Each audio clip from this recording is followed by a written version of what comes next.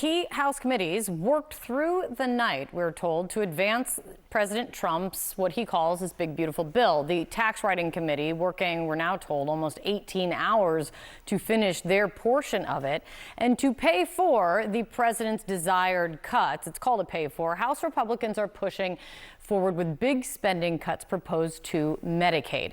And because of those proposed cuts, which could leave millions without health care, the bill faces an uncertain future among Republicans in the Senate, revealing the touchy politics of Medicaid.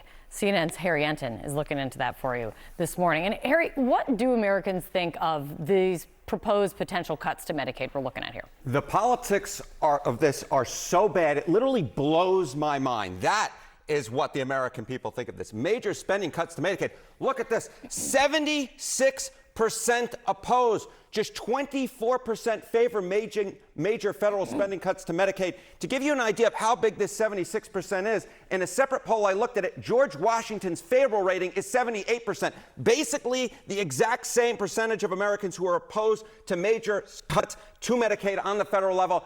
As I said, the politics of this are so extremely bad, it blows my mind, Kate. That is overall. What about amongst Republicans? Because Republicans are obviously the party in the majority and advancing this need to cut some $880 million from Medicaid. Okay, so we see this 76% overall. You see it over here. Oppose major spending cuts to Medicaid on the federal level. You get 95% of Democrats opposed, 79% of independents, and you even get a majority of Republicans, 55% oppose major spending cuts to Medicaid. This, simply put, is not popular on any part of the aisle. From the left all the way to the right, the opposition is in the majority. When you get a majority of Republicans, a majority of independents, a majority of Democrats to agree on anything, you know that is where the American public stands, and they stand strongly. And on this particular issue, they stand very strongly opposing major spending cuts to Medicaid. The politics of this, simply put, are atrocious. Which also explains why, for everyone out there, why reforms to the entitlement programs, why it doesn't happen, because the politics are so tough. And that's why Republicans are calling it, we're reforming the system, we're not cutting the system. Look, the details aren't yet hashed out of exactly what it's going to look like, but the politics are rough nonetheless. Is there data about why Americans feel this way? Yeah, I think what drives it? Exactly right. Do you know somebody, or you yourself ever been on Medicaid or on it currently? And this, I think, basically says it all. Has been or is on Medicaid, me or someone else close to me. Look at this, 62% of Democrats, 62% of Republicans. Medicaid is something that touches people from across the political spectrum, from the left to the right. They're equally felt. A majority of Americans are likely to know somebody who is on Medicaid currently or was on it formerly, either themselves or someone close to them, maybe a close family friend, maybe someone who's a member of their family. And this, I think, drives it all home, which is why cuts to Medicaid are so unpopular. It is because it touches everybody. And when all of a sudden you take the health insurance away potentially from somebody you know, you're going to be opposed to it. And that is why 76% of Americans are opposed to major cuts to Medicaid, Kate. All right. Thank you, Harry. This is a good basis for what is going to be a long discussion, for sure. John. All right. So Republicans say that Medicaid, that they want to reform Medicaid to make it more efficient and find cost savings there. And there was this tense moment at the Energy and Commerce markup overnight between Republican Randy Weber and Congresswoman Alexandria Ocasio-Cortez, where he basically accused her of grandstanding on it. Listen. I just want to make the point that we'd like for you to address the Republicans, and let's have a dialogue this way and not to a camera. Mr. Chairman, I yield back. There are 13.7 million Americans on the other side of that screen right there. Hello? Hello. I'm talking to you because I work for you. And they deserve to see what is happening here. Because there are plenty of districts, including Republican ones, where 25% of your constituents are on Medicaid, 40% of your constituents are on Medicaid. And yes, I am talking. Will the gentlelady yield? I am talking to them, and I will not yield because it was a terribly disrespectful comment, and I will not yield to disrespectful men. All right, what do you think of that? And again, I will note the Republicans, what they say is they're making Medicaid more efficient. Well, number one, good for her. Number two, she doesn't need anyone's help. She's one of the best communicators up here. And number three, she's right on the point.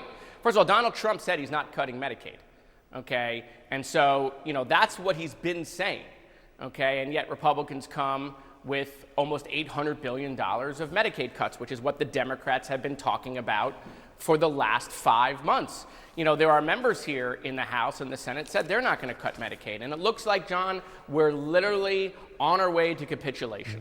And so, this is taking health care away from our most vulnerable to try to offset some of these tax cuts. They're still going to add trillions of dollars to debt. Don't listen to me. Just listen to Chip Roy or Thomas Massie, who are saying that. House Republicans are moving forward with their massive bill that includes trillions of dollars in tax cuts. To help pay for it, some cuts to Medicaid, the health insurance program for low-income and disabled Americans. But not all GOP lawmakers are fully on board. Republican Senator Josh Hawley, who represents Missouri, a state where roughly 1 in 5 people are on Medicaid, he wrote a New York Times op-ed this week with a very simple message: don't cut Medicaid. Senator Hawley joins me live now from Capitol Hill. Senator Hawley, thank you so much for being with me this afternoon. So as we just showed you, you were warning your party not to cut Medicaid. The speaker, though, he just said this about the House GOP's so-called big, beautiful bill. Listen. We're going to cut Medicaid. We're not cutting Medicaid. Stop buying that. So he said, if you heard there, Senator Hawley said, we are not cutting Medicaid. Do you agree with the speaker? Is this bill not a cut to Medicaid? Well, the right thing to do is not to cut Medicaid, so I'm glad to hear him say that. Manu, it ought to be just a basic foundational principle. It is wrong to cut health care for the working poor, and that's what we're talking about here with Medicaid. My state is a Medicaid expansion state. Over 20% of Missourians, including hundreds of thousands of children, are on Medicaid. And Manu, they're not on Medicaid because they want to be. They're on Medicaid because they cannot afford health insurance in the private market. These are working people and their children who need health care. And it's just wrong to go and cut their health care when they're trying to make ends meet, trying to help their kids, trying to make sure that they're able to provide for their families. So I hope that the House GOP and the Senate GOP will get the message here. By the way, President Trump has said the same thing: no Medicaid benefit cuts. So, Senator Hawley, the expectation, though, is in this House GOP plan, millions could lose health insurance coverage. We're waiting for the exact numbers when the Congressional Budget Office analyzes this impact, but that is the expectation. It also, some of the changes could put some rural hospitals at risk. It also puts in place some new copay requirements for Medicaid beneficiaries. Does that concern you? Yes, both of those things concern me. Number one, I don't want to see any more rural hospitals in Missouri or anywhere else in America go out of business. We've lost too many of them in the state of Missouri, Manu. I don't like the idea of decreasing funding for rural hospitals. I'm worried that the House bill goes way too far in that regard. I also don't like what is basically a hidden tax on working poor people who are trying to get health care. I mean, this whole idea of we're going to charge them now additional copays in order to access health care. I have to say that just sounds like a tax to me. So now we're taxing poor people when they're trying to get access to health care? I've got big concerns about that. So if this bill comes over from the House to the Senate and you have to vote on it, are you no if this bill does not change? I'm not going to support this bill from the House in this form. I think that's clear. It's got to change before it can pass the Senate. And I continue to stand by my line in the sand, which is no Medicaid benefit cuts. Listen, if you want to do work requirements, I'm all for that. I bet every Republican and I bet most Americans would agree with that. But we're not talking here about just work requirements. The House goes much, much, much further than that. This is real Medicaid benefit cuts. I can't support that. No Republican should support that. We're the party of the working class, Manu. We need to act like it.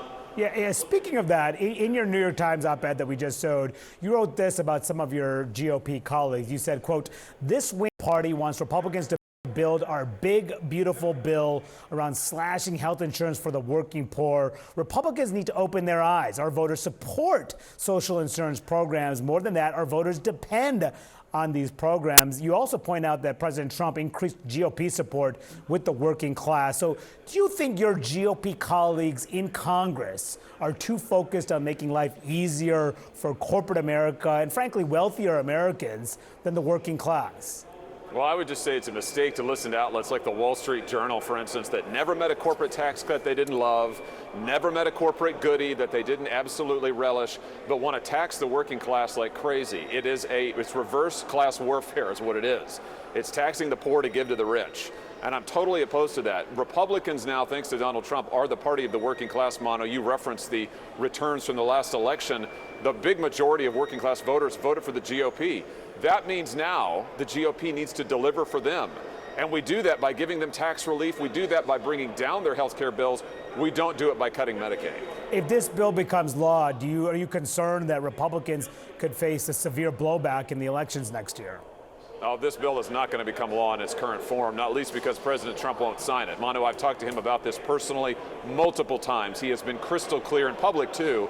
No Medicaid benefit cuts. We need to give a tax cut to working people, not raise their taxes when it comes to health care, not take away their health care benefits. I hope this bill will get refocused on delivering relief for working families. That's what we ought to be doing. Do you think some of the wealthier taxpayers should pay higher taxes? I'm fine with that. You know, the president has floated that. He said maybe we ought to allow the top rate, to the very top rate for people making over $1 million or over $5 million a year to go back to where it was before. It's like a 1-point increase, Manu. I would be fine with that if that's what the president wants to do. Bottom line is the focus ought to be working people. Working families were hammered under Joe Biden's presidency. Let's be honest. They cannot afford their groceries. They cannot afford their rent. They can't afford to buy a car. We need to give them tax relief. We don't need to take away their health care.